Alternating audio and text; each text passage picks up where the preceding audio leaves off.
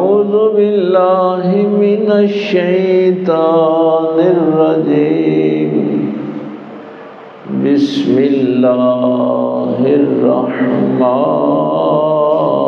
الرحيم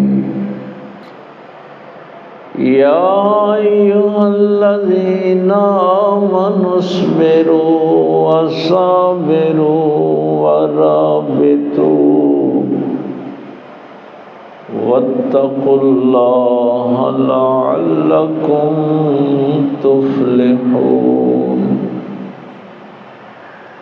آمنت بالله صدق الله العظيم وصدق رسوله النبي الأمي الكريم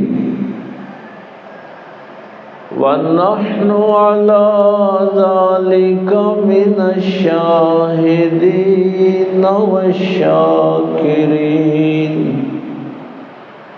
والحمد لله رب العالمين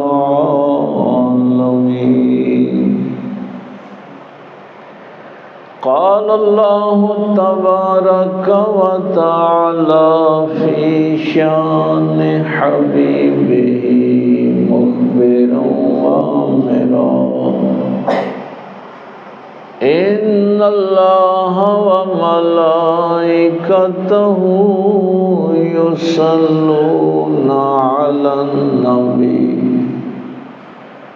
يا أيها الذين آمنوا صلوا عليه وسلموا تسليما اللهم صل على سيدنا مولانا محمد وعلى آل سيدنا محمد وبارك وسلم اللهم صل على سيدنا ومولانا محمد وعلى آل سيدنا ومولانا محمد وبارك وسلم اللهم صل على سيدنا ومولانا محمد وعلى آل سيدنا ومولانا محمد وبارك وسلم صل علیہ۔ اللہ رب العزت کی حمد و ثنا کے بعد اور پاک پیغمبر صلی اللہ علیہ وآلہ وسلم کی بابرکت منزہ اور کریم ذات پہ ہدیہ درود و سلام پیش کرنے کے بعد نہایت ہی واجب الاحترام معزز سامعین، بزرگوں، دوستوں، عزیز بھائیوں، اللہ تعالیٰ کی عبادات، بندگی اور اس کے حکم ماننے کے لیے جو انسان مشقت برداشت کرتا ہے، تکلیف برداشت کرتا ہے، اور جو رکاوٹیں آتی ہیں ان رکاوٹوں کو دور کرنے میں اس کو جو مصائب کا سامنا کرنا پڑتا ہے، اس کو صبر کہتے ہیں۔ آپ کو اپنے رشتہ داروں کی طرف سے، گھر والوں کی طرف سے، بیوی بچوں کی طرف سے، ہمسایوں کی طرف سے جو تکالیف پہنچتی ہیں، اذیتیں آتی ہیں، ان تکلیفوں کو برداشت کرنے کا نام صابرو ہے۔ اور پھر منافقین، یہود و نصارہ، مشرکین، کفار کی طرف سے جب تم پہ کوئی جنگ مسلط کر دی جائے تو اس جنگ میں آپ جو تکالیف برداشت کرتے ہیں اس کو رابطو کہتے ہیں۔ 4 چیزیں تھیں نا، آمن نصبروا وصابروا ورابطوا، اور چوتھی چیز تھی واتقوا اللہ۔ عقائد میں اور معاملات میں جب ہم اصول دین کا لفظ استعمال کرتے ہیں نا، تو اصول دین سے مراد عقائد ہوتے ہیں۔ عقائد پہ آپ نے صرف یقین رکھنا ہوتا ہے، توحید ہے، رسالت ہے، آخرت ہے، فرشتوں پر ایمان ہے، نبیوں، سابقہ نبیوں پہ، کتابوں پہ، یہ عقائد ہیں ہمارے، ان کو اصول دین کہتے ہیں۔ اللہ پر آپ نے یقین رکھنا ہے، نبی پاک صلی اللہ علیہ وسلم کی ختم نبوت پہ یقین رکھنا ہے، آخرت پہ یقین رکھنا ہے۔ اور جن کو ہم فروع دین کہتے ہیں، نماز فروع دین ہے، یعنی اصول دین پہ یقین رکھنا ہے اور فروع دین پہ عمل کرنا ہے۔ تو یہ جب آپ دونوں کام کرتے ہیں تو اس کو تقویٰ کہتے ہیں۔ یہ میں وہ پچھلا 3 جمعوں کا ایک جو جائزہ تھا نا، وہ میں نے آپ کے سامنے رکھنا تھا۔ ظاہر ہے انسان بیماری آ جائے، قحط سالی آ جائے، بھوک پیاس آ جائے، آپ کی فصلیں جو ہیں وہ برباد ہو جائیں، باغات برباد ہو جائیں، جانوں کا نقصان ہو جائے، تو انسان کو بے قراری ہوتی ہے۔ لیکن اس بے قراری میں اپنے نفس کو روکنے کا نام صبر ہے۔ ہاں، اس وقت چیخنے چلانے کا، کپڑے پھاڑنے کا، اپنے منہ پہ تمانچے مارنے کا نام صبر نہیں ہے۔ اس بے قراری پر اپنے آپ کو، اپنے نفس کو روکنا جو ہے نا، یہ صبر ہوتا ہے۔ آپ پر کافروں نے حملہ کر دیا ہے، یہ ایک بڑی عجیب بات میں آپ کو عرض کرنے لگا۔ ایک جنگ میں نا، ایک دن کے لیے پاک پیغمبر صلی اللہ علیہ وآلہ وسلم نے اس کو معطل کر دیا ایک دن کے لیے۔ تو کچھ لوگوں کے ذہنوں میں کچھ سوالات پیدا ہوئے، تو سرکار نے فرمایا کہ جنگ کی توقع نہ کیا کرو، جنگ طلب نہ کیا کرو، جنگ سے نقصان ہوتا ہے، اور اللہ سے عافیت مانگا کرو۔ لیکن جب دشمن حملہ کر دے پھر ثابت قدمی کے ساتھ لڑو، پھر میدان سے نہیں بھاگنا۔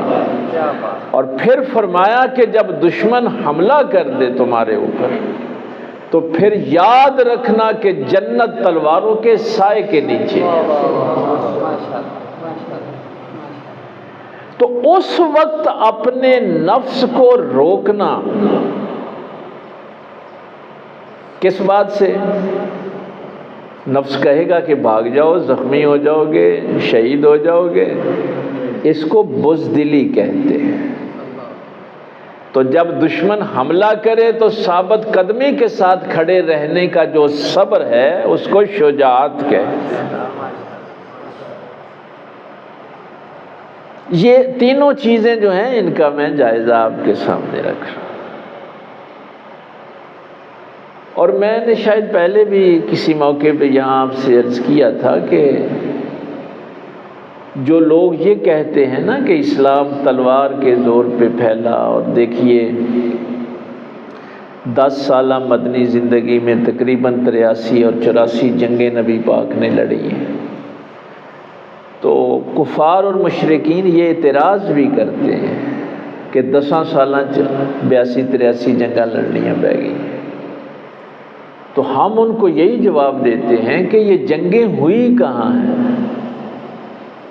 یہ مدینے کے قریب ہوئی ہے۔ نبی پاک نے تحفظ کیا ہے، دفاع کیا ہے، اپنا حملہ نہیں کیا کسی پہ۔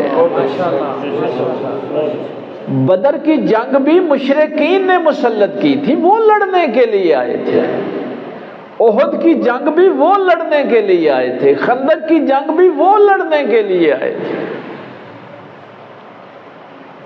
اب یہ ذہن میں رہے کہ خود جنگ طلب نہیں کرنی، توقع نہیں کرنی، اللہ سے عافیت مانگتے رہنا ہے، لیکن اگر دشمن حملہ کر دے تو پھر پیچھے بھی نہیں ہٹنا۔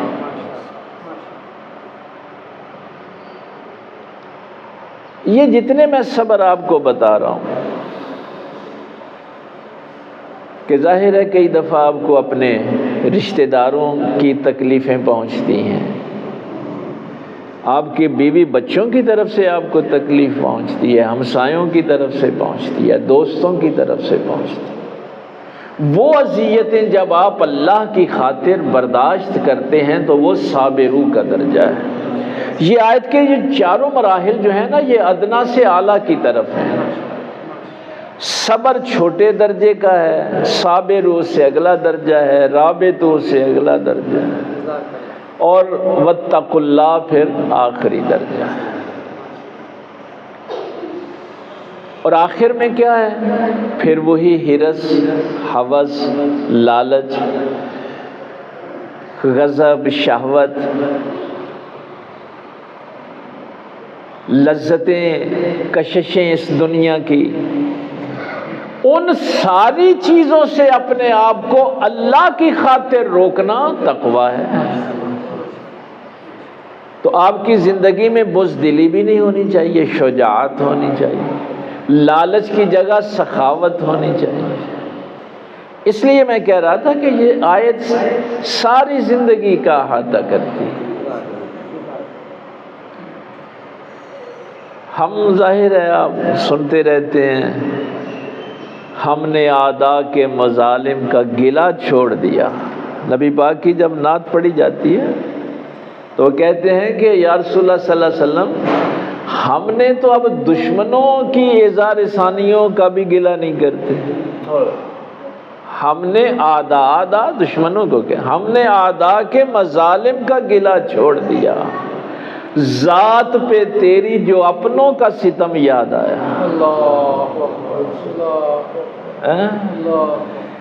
راہ میں خار ڈالے جو بدکار نے، کی دعا اس کے حق میں بھی سرکار نے، ایسے اخلاق پیارے تھے صلی اللہ کہ دشمنوں نے بھی دیکھا تو شرما گئے۔ یہ سارا صبر کرنا کیوں ہے؟ آج میرے ذہن میں ایک بات یہ آ رہی تھی کہ یہ صبر کیوں کرنا ہے؟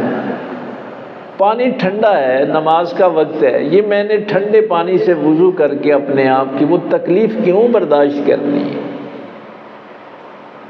نیند آئی ہوئی ہے، میں نے کیوں بستر سے اٹھنا ہے؟ دھوپ میں جمعہ پڑھنے کیوں آؤں؟ اس گرمی میں کیوں بیٹھوں؟ اپنے دوستوں کو، اما عائشہ صدیقہ رضی اللہ تعالیٰ، دوستوں کی تو بڑی دور کی بات ہے، اما فرماتی ہیں کہ رسول اللہ صلی اللہ علیہ وسلم گھر تشریف فرما ہوتے، آپس میں خاندانی گفتگو ہو رہی ہوتی، ادھر حضرت بلال اذان دیتے تو ایسے ہوتے جیسے رسول اللہ ہمارے واقف ہی نہیں ہیں، ایسے ہمیں چھوڑ کے مسجد کی طرف چلے جاتے جیسے ہمیں جانتے ہی نہیں، شناسا ہی نہیں ہے ہم سے۔ میں تو کئی دفعہ یہ جو بات کرتا ہوں کہ یہ کوئی بدبختی سی بدبختی ہے جس کو سجدہ نصیب نہیں، جس کو نماز نصیب نہیں۔ میں جنگ میں زخم برداشت کروں، جان دے دوں، کیوں کروں ایسا؟ اپنی لذتوں کو کیوں قربان کروں؟ یہ آتے ہیں ہم ان چاروں چیزوں کی طرف، لیکن بنیادی سوال یہ ہے کہ صبر کا حکم کیوں ہے؟ واجب کے درجے میں کیوں رکھا ہے صبر کو؟ اس لیے کہ میری نماز اتنی اہم نہیں ہے، روزہ حج زکوٰۃ اتنا اہم نہیں ہے، میری اولاد، میرے بیوی بچے، میرا کاروبار، یہ چیزیں اہم نہیں ہیں۔ اے سانو بھی جا چے بٹن سٹن دی، بجلی ذرا کاٹے، ہاں تھوڑی مہربانی، سانوں بھی پتا ہے کہ اتوں بٹنا دے پکھے چلتے ہیں، آپ بند کر دیو ذرا، بجلی نہیں پوری ہے۔ اسی بھی سارے بیٹھے ہیں، تھی آ جاؤ تشریف لے آؤ، کوئی نہیں گل، آ جاؤ تسی۔ یہ بھی صبر کی ایک قسم ہے کہ دیکھیں نا سارے لوگ بیٹھے ہوئے ہیں، سب سے جو اہم چیز ہے وہ ایمان ہے۔ اگر آپ کے اندر صبر نہ ہوا تو آپ اپنا ایمان نہیں بچا سکتے، نہ آپ اپنے عقائد بچا سکتے ہیں، نہ اپنے فروع دین معاملات بچا سکتے ہیں۔ اگلا چونکہ آخری جملہ ہے لعلکم تفلحون، تاکہ تم کامیاب ہو سکو، تمہاری نجات ہو سکے۔ یہ آپ اپنے ذہن میں ایسے ہی نہ لے آئیں چیز کہ یار یہ کیا قرآن کریم اللہ تعالیٰ صبر کا بار بار صبر کا حکم، بھائی تمہارا ایمان قیمتی ہے، اور یہاں حکم بھی کن کو ہے؟ یا ایھا الذین آمنوا اصبروا، ایمان والو صبر کرو، صبر کرو گے تو ایمان بچے گا ورنہ نہیں بچے گا، اور اگر ایمان ہی نہ بچا تو وہ بندہ کامیاب نہیں ہو سکتا۔ یہ چونکہ ہمارے دور کا سب سے بڑا المیہ ہے، ہم اپنی دولت بچانا چاہتے ہیں، رشتے بچانا چاہتے ہیں، ہم اپنے کاروبار بچانا چاہتے ہیں، لیکن ایمان بچانے کی فکر کسی کو نہیں ہے۔ یہ جو آپ صحابہ کی زندگی قرآن کریم میں بار بار اہل بیت کی، یہ واقعہ کربلا، یہ سب کچھ کیا ہے؟ یہ سب کچھ ایمان کے لیے تھا۔ اس کی ترتیب جو ہے نا وہ ہمارے فقہاء نے بھی اور مفسرین نے یوں بیان کی ہے کہ آپ کو اپنے وطن سے محبت ہوتی ہے، وہ جو قرآن کریم کی آیت ہے نا وہ ذہن میں رہے، اخرجوا من دیارہم، ان کو ان کے گھروں سے نکال دیا گیا۔ قرآن کریم نے یہاں بڑا واضح لکھا ہے کیا دشمنی تھی ان کی مکہ والوں کے ساتھ، صرف یہی ایک بات تھی نا کہ یہ اللہ پر ایمان لے آئے تھے، تو ایمان بچانے کے لیے مکہ بھی چھوڑنا پڑے تو چھوڑ دو، ایمان بچا لو۔ وَأُوذُوا فِي سَبِيلِي، وطن سے انسان کو بڑی محبت ہوتی ہے، بڑا پیار ہوتا ہے وطن کے ساتھ، لیکن اس سے اگلا ایک درجہ دولت کا ہوتا ہے۔ آپ نے دیکھا کہ آپ دولت کی خاطر وطن چھوڑ دیتے ہیں، بلکہ اب تو ہمارے نوجوانوں کو بڑی جلدی پڑی ہوئی ہے کہ کسی طرح باہر ٹر جائیے، حالانکہ بہترین رزق وہ ہے جو آپ کو گھر کے قریب ملتا ہے، وہ تھوڑا ہی کیوں نہ ہو۔ اس کی وجہ کیا ہے؟ آپ باہر ملک جا کے 10 لاکھ 20 لاکھ بھی مہینے کا کما رہے ہوں، لیکن جو آپ ماں باپ کی خدمت قریب رہ کے کر سکتے ہیں وہاں رہ کے نہیں کر سکتے۔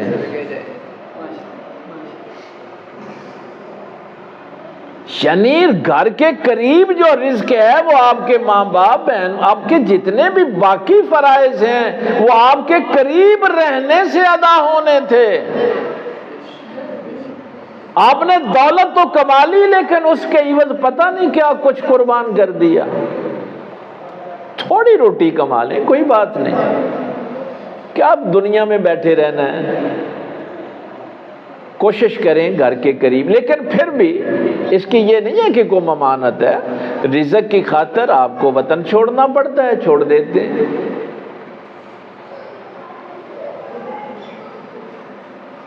اور وہی رزق پھر آپ اپنی اولاد پہ قربان کر دیتے ہیں۔ وطن آپ نے قربان کیا دولت پہ، اور دولت قربان کر دی اپنی جان پہ اور اولاد پہ۔ یہ درجے ہیں ہر چیز کے۔ اب جہاں پہ یہ وطن بھی اوذو فی سبیلی اخرجوا من دیارہم واوذوا فی سبیلی وقاتلوا وقتلوا، آخرلا درجہ یہ ہے نا کہ جان دی بھی اور لی بھی۔ تو جہاں پہ آپ وطن بھی، دولت بھی، جان بھی، اولاد بھی، سب کچھ قربان کر کے جو چیز بچاتے ہیں اسے ایمان کہتے ہیں۔ نعرہ تکبیر، نعرہ رسالت، نعرہ حیدری، حضور قبلہ عالم، آستانہ عالیہ ننگل شریف۔ اب جو بندہ 5-10 روپے کے لیے دودھ میں ملاوٹ کر کے اپنا ایمان بیچ دے، اس کو کیا پتا ایمان کی قدر کیا ہے؟ جو جھوٹ بول کر روزی کماتا ہے اس کو کیا پتا ایمان کیا ہے؟ یہ آیت اصل میں ان لوگوں کے لیے ہے جن کے ذہن میں ایمان کی اہمیت ہے۔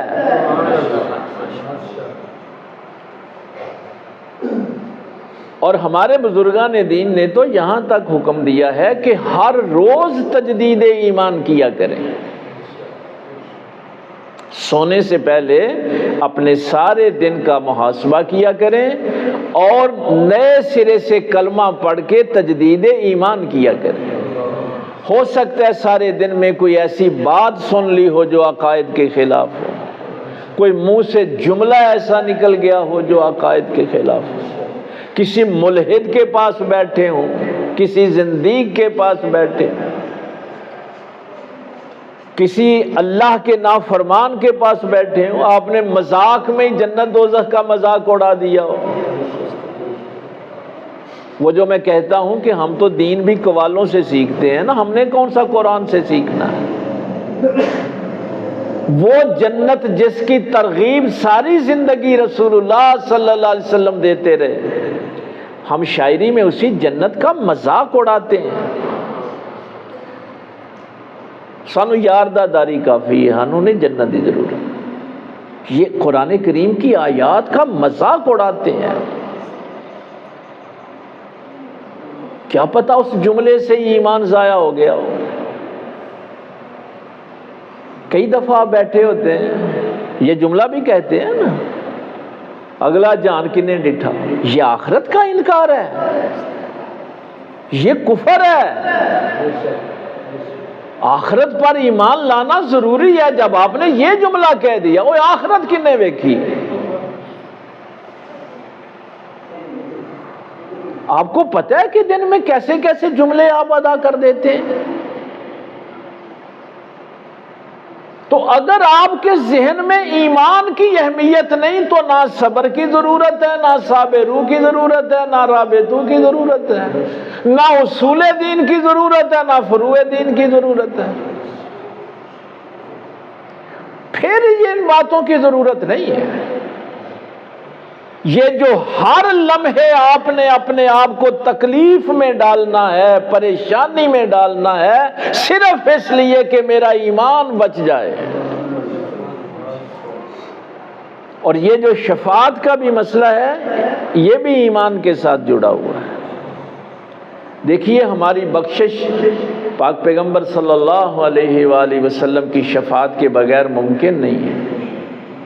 حضور سفارش کریں گے تو ہماری بخشش ہوگی، فلاح ہوگی، کامیابی ہوگی۔ اور یہ کنڈیشنل ہے، بالکل مشروط ہے۔ نبی پاک صلی اللہ علیہ وآلہ وسلم نے فرمایا کہ میں شفاعت اس کی کروں گا جو ایمان کی حالت میں دنیا سے جائے گا۔ ہاں، یہ بنیاد ہے۔ اگر ایمان نہ بچا تو نبی پاک کی شفاعت بھی نہیں ملے گی۔ تو یہ ساری چیزیں جو کہ جڑی ہوئی تھی ایمان کے ساتھ، اب پھر میں جب وہ نقشہ دیکھتا ہوں، اللہ ہو گئے، اللہ ہو گئے۔ ہمارے نزدیک تو ظاہر ہے عورتیں ذرا نرم دل کی ہوتی ہیں، وہ ہم سمجھتے ہیں کہ مرد ہم بڑے دلیر ہیں۔ غزوہ احد کا وہ نقشہ تو کبھی دیکھیں نا۔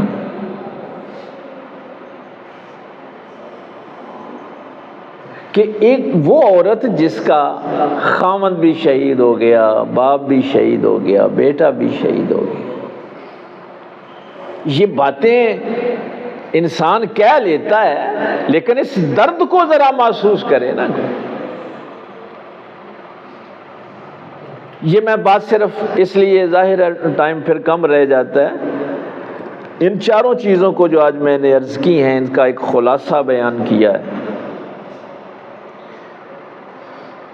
اتنے میں یہ بات مشہور ہو گئی کہ رسول اللہ صلی اللہ علیہ وسلم بھی شہید ہو گئے۔ یہ بھگدڑ اسی لیے مچی تھی، اسلامی لشکر بھی ظاہر ہے اسی لیے۔ وہ جب مدینہ شریف یہ خبر پہنچی تو وہ ہماری مائی صاحبہ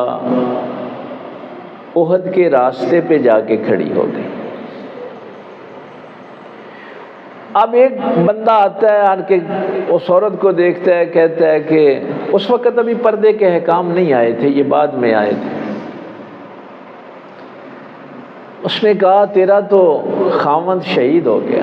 اس نے کہا انا للہ و انا الیہ راجعون، مجھے یہ بتا میرے نبی کا کیا حال ہے۔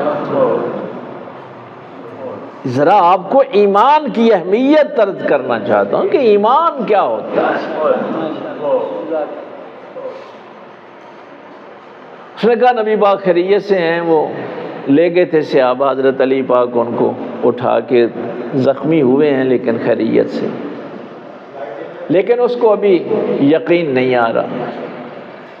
پھر دوسرا شخص وہاں سے گزرا، اس نے کہا تیرا تو باپ بھی شہید ہو۔ اس نے کہا انا للہ و انا الیہ راجعون، مجھے یہ بتاؤ میرے نبی کا کیا حال ہے۔ تیسرے نے بھی کہا، لیکن وہ جملہ بڑا پیارا ہے۔ اتنی دیر میں وہ گھاٹی ہے، کبھی آپ جائیں تو بڑا منظر ہے، میں نے تو وہاں کھڑے ہو کے اس منظر کو محسوس بھی کیا، روایت تو پڑھی ہوئی تھی۔ تو پاک پیغمبر صلی اللہ علیہ وسلم کی سواری نا اس گھاٹی سے نیچے کی طرف اتر رہی۔ اب آنکھوں میں وہ جو بات میں نے کہی کہ صدمہ تو ہے، خامد کے جانے کا بھی، باپ کے جانے کا بھی، تکلیف تو ہے، اپنے نفس کو روکا ہوا ہے، لیکن جملہ جو کہا، انہوں نے کہا یا رسول اللہ صلی اللہ علیہ، حضور ابھی دور ہیں، صرف سواری نظر آئی ہے۔ تو انہوں نے اپنے طور پہ جو جملہ کہا، یا رسول اللہ آپ کو دیکھ کے بھی بھلا کوئی غم یاد رہتا ہے۔ یہ ہے ایمان کی لذت۔ بھائی ساری چیزوں سے بڑھ کر رسول اللہ سے محبت ہوگی تو ایمان ہوگا نا۔ سیدہ ام خلاد کا واقعہ شاید پہلے بھی میں نے عرض کیا تھا، ان کا بھی بیٹا شہید ہوا ہے، لیکن چادر اوڑی ہوئی ہے، کوئی رولا نہیں ڈالا، کوئی کپڑے نہیں پھاڑے، بڑے آرام کے ساتھ رسول اللہ صلی اللہ علیہ وسلم کی بارگاہ میں حاضر ہوئی۔ سرکار نے بھی تعزیت کی، بیٹے کی مغفرت کی دعا بھی کی، دلاسا بھی دیا۔ تو ظاہر ہے عربوں میں رواج تھا، جب کوئی فوت ہوتا تھا تو وہ تو پیٹنے والی عورتوں کو لے کے آتے تھے، ماتم کرنے والی عورتوں کو، ان کا ایک کلچر تھا پہلے اسلام سے۔ بلکہ جو بوڑھے ہوتے تھے ان کی تو پہلے ریہرسل کروائی جاتی تھی مرنے سے پہلے کہ اس کو رونا کیسے ہے اور پھر رلانا کیسے ہے۔ تو ان کے لیے بڑی عجیب بات تھی۔ انہوں نے کہا کیسی عورت ہے، جوان بیٹا چلا گیا اور بڑے آرام کے ساتھ، متانت کے ساتھ رسول اللہ صلی اللہ علیہ وسلم کے ساتھ گفتگو کر رہی ہے، کوئی چیخو پکار نہیں، کوئی بے قراری نہیں۔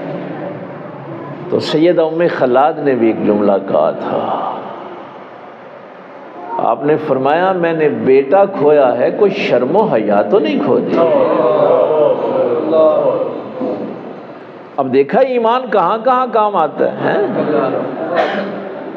آپ کی نجی زندگی سے لے کے، آپ کی دکان سے، فیکٹری سے، کاروبار سے، گفتگو سے، پوری معاشرت میں کہاں کہاں یہ ایمان کام آتا ہے۔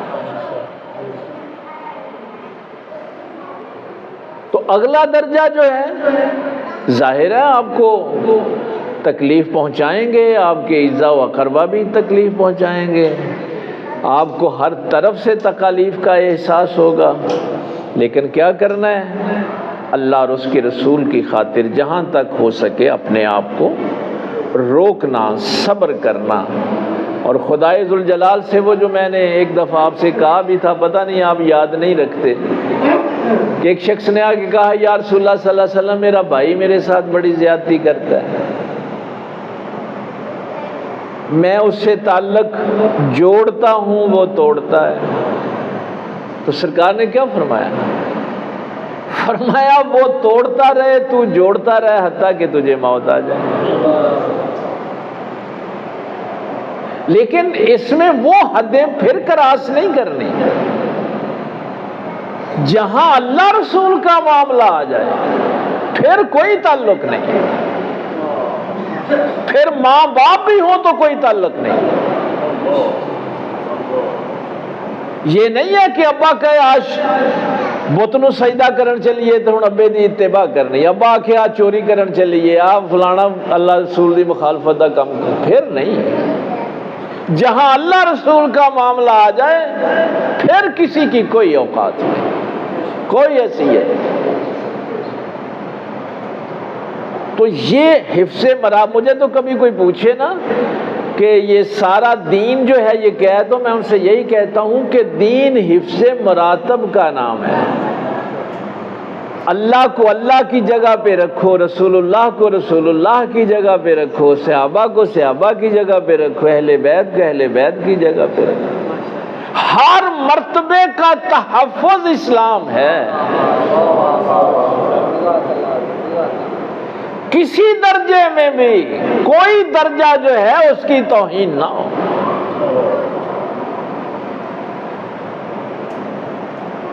تو دوسرا طریقہ پھر یہ بتایا کہ ان کے لیے ہدایت کی دعا کیا کر۔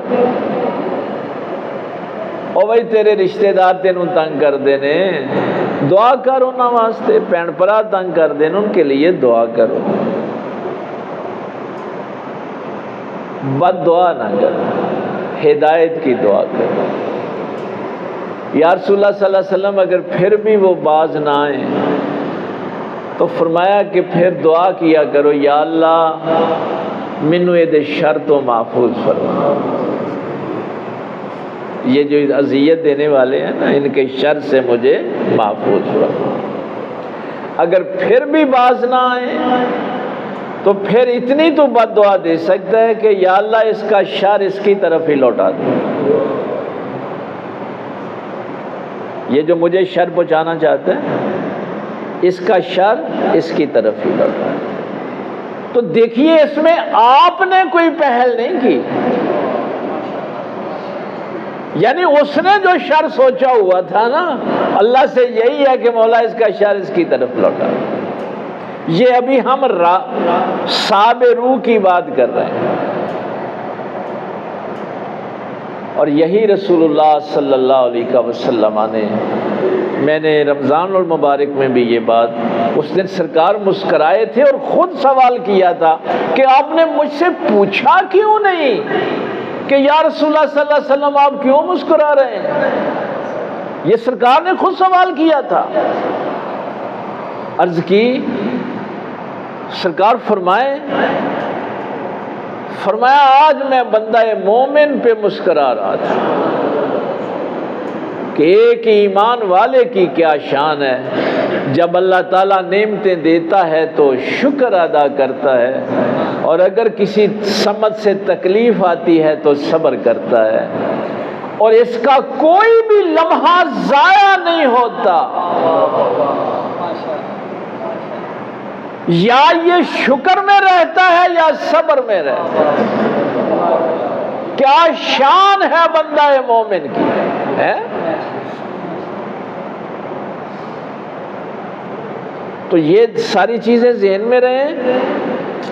جہاں سے میں نے وہ بات شروع کی تھی کہ آپ اللہ کا حکم پورا کرنے کے لیے جو تکالیف برداشت کرتے ہیں وہ صبر ہے، اور جو آپ کو ارد گرد سے اذیتیں آتی ہیں ان پہ اللہ کی خاطر صبر کرنا۔ یہ صابرو ہے۔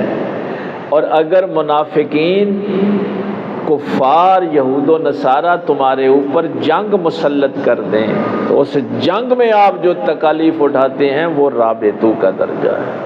اور اگر آپ کا نفس آپ کو شہوت ہے، غضب ہے، لالچ ہے، اس وقت اپنے نفس کو روکنا تقویٰ ہے۔ یہ کبھی مجھے ویسے یاد نہیں یہ کرواتے، یہ جو میرا جسم ہے نا، اس کا نگہبان پتہ ہے کون ہے؟ یہ جو انٹرنل معاملہ ہے، میرے جسم کا جو نگہبان ہے وہ نفس ہے۔ افرائیت من اتخذ الہہ ہواہ، اے پیغمبر آپ نے دیکھا نہیں لوگوں نے اپنے نفس کو اپنا الہ بنا لیا ہے، معبود بنا لیا، اپنا نگہبان بنا لیا۔ تو اگر یہ نفس امارہ ہوگا تو آپ صبر نہیں کر پائیں گے، اور اگر یہی نفس لوامہ اور مطمئنہ ہوگا، اور آگے جو ہم نے محرم میں سیکھا تھا کہ نفس راضیہ اور مرضیہ ہوگا تو پھر آپ صابر بھی ہوں گے، صابرو بھی ہوں گے، رابطو بھی ہوں گے، متقی بھی ہوں گے۔ تو یہ صبر آپ کو نفس کو بھی روک کے رکھے گا، جو بات آپ کو عرض کی، یہ جو نگہبان ہے نا تمہارا، جو تمہیں مجبور کرتا ہے اللہ کی حدیں توڑنے کے لیے، یہ صبر ایک ایسا نسخہ ہے، اور اس کا کم از کم درجہ میرے پاک پیغمبر صلی اللہ علیہ وسلم نے جنت قرار دیا ہے۔ یہ کم از کم درجہ ہے، اس سے آگے جو درجے ہیں وہ اللہ تعالیٰ جانتا ہے کہ بندے کو کیا کچھ آتا ہو۔ اللہ تعالیٰ عمل کی توفیق دے۔ وآخر دعوانا الحمدللہ۔